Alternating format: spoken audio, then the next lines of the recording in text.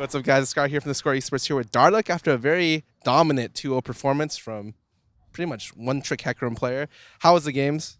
The games felt really smooth, and we were in control the whole time, except for maybe like the first 10 minutes of the first game because of a 2v2 mistake from our bottom. But other than that, the games felt really good for us.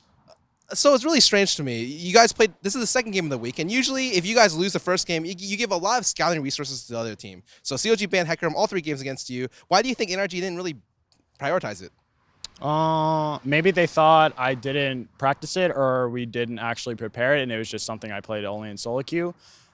Which, I mean, it's a best of 3, so like experimenting in the first game is always fine. So like I expected them to open it first game and then we get a free win and then it would be banned the rest of the set. Maybe they take game 2 off us with a good draft, but they opened it both games and then just kind of got steamrolled. So I was just really puzzled by their drafting. What really confused you about the drafting the most? I mean, the first game they banned out the Shen. I don't know if they banned Karma, but we didn't pick it. But they tried to take away the tools of Hecarim, but then still pick the champions that are bad into Hecarim, like Victor and Jin, the mobile carries.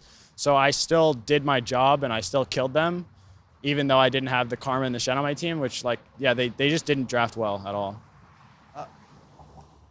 What made you want to pick up Hecarim for this week? Because I heard, or you told me the other day, that you've actually been practicing Hecarim for this entire week. What was the real like starting point of this idea? Well, I played Hecarim on his release a lot, and he was one of my favorite champions before I was a pro. So when my friend Tarzan, an NA solo queue jungler, he told me that Hecarim was actually really strong currently, I spammed him in solo queue, and I think I won like 90% of my games on him in solo queue. And then I incorporated it into scrims, and it still worked really well. People didn't know how to play against it, so I just ran with it. I guess I'm not going to ask you what does well into Hecarim, but would you say that Hecarim does need these kind of modifying champions to help him like actually be competitive? So with champions like, you obviously see him with Karma, with Shen a lot. Do you think that those are necessary to win games? No, I don't think it's necessary to build comps around Hecarim, but I do think that there are champions that he can't play well against. And second game you played against Graves jungle. Do you think that matchup is bad for you, or do you think Graves is like really strong at the moment? I think Graves is still really strong, and it's up to the player to kind of carry the game on him, and you have to play really well. I think Santorin is definitely one of the better Graves I played against, but I don't think it's a winning matchup for him. I think he just kind of assumed that Hecarim would just free farm all game, and then he'd do the same on Graves and then kind of outscale, but Hecarim is just an animal when he gets Trinity Force. There's no scaling. He just kills everything. One of the weirdest things about this series is that NRG actually did something that was really weird. In 1v2s, they think that, or their statement was that from their coach is that they can match 1v2s and defend it.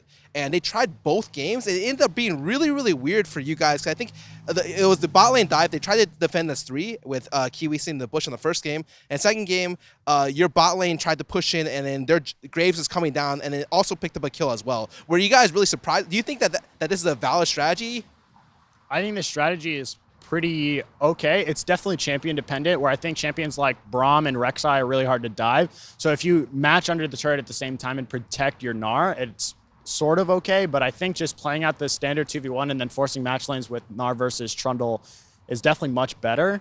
But it's definitely a doable strategy. The second game, it was less acceptable because they have Graves Gnar, which is like Graves Gnar Karma. Like, that's going to get dove for sure. You can't stay under turret. I think they traded 1-for-1, but I got such a huge lead off that because Kiwi tried to stop me, and I hit level 3 and just chased him down. I got a free first blood, and like after I got the first blood and the lead on Hecarim, the game's just over. Let's talk a little bit about playoffs. So you guys are currently contesting 3rd place. Is 3rd place important for you guys, or do you feel like any kind of thing between 3 to 6 is pretty much the same thing?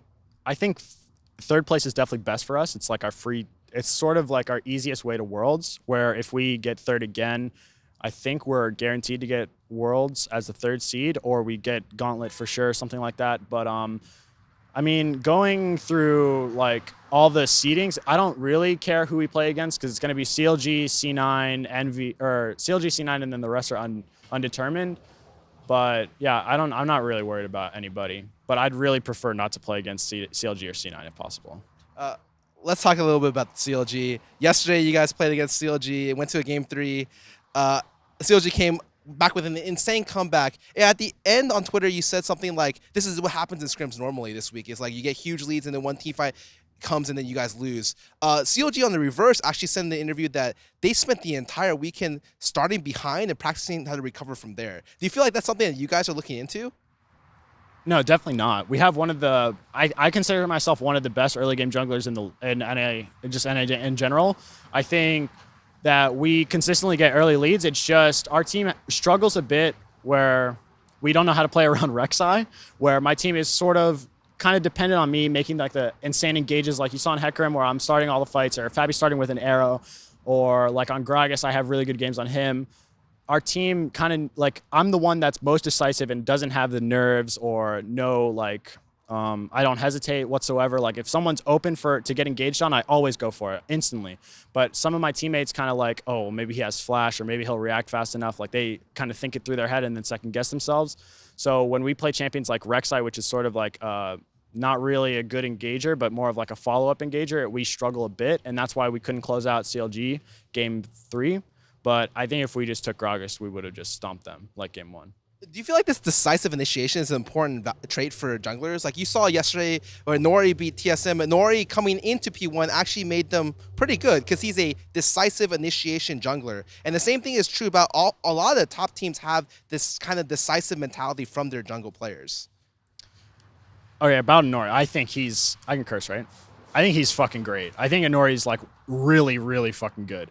And I was super happy for him because I knew him from solo queue, and me and him were never like really friends or anything, but we had like, I had respect for him. I don't know if it was mutual respect, but I knew he was a really amazing Rengar player, and he had like a really greedy style in the past, and I'm really happy that he's sort of changed, and he still plays greedy, but he plays efficiently greedy where he'll actually like 1v9 those games on like Rengar and Rek'Sai. But I think having a really decisive engager is really important because if you don't punish people for mistakes, then you're just going to lose, right? So if I see an AD carry with no flash or a mid with no flash, someone with no flash moving past my Gragas, like I'm going to flash on him and I'm going to kill him. But like if you're not hesitant, they just walk by for free, then they get to what they want to. They get to do what they want to do when they shouldn't be able to do it, pretty much. All right, and finally, what are you guys looking to improve on the most going into playoffs? Our macro play needs a lot of work, and we need to work on just our overall communication. Me and Phoenix don't really communicate too well together, but we've played so long together now that it's like we don't talk to each other, but we just know what we're gonna do. Like the last game against Energy, we turned at Baron onto like the 4 people coming through the choke, and we said no words to each other. We instantly just turned on them together because we're on the same page. But if me and him communicate a lot through his lane phase, Phoenix is one of the best laners in North America for sure. I think the only person that beats him is Bjergsen. I think he has really good matchups against everyone else in LCS. So if we shore up our mid-jungle communication in the early game, I think we'll be a really good contender for Worlds, or to get to Worlds, rather. All right, any last-minute words to your fans? Thanks for supporting us. Thanks for supporting Team Liquid. And yeah, don't go on our Reddit page. Thank you. We heard it here first from one of the best hackrooms in North America. It's Scarra here from theScore eSports. You can find more content online and on our mobile app. Thank you guys. Hope you guys have a nice day.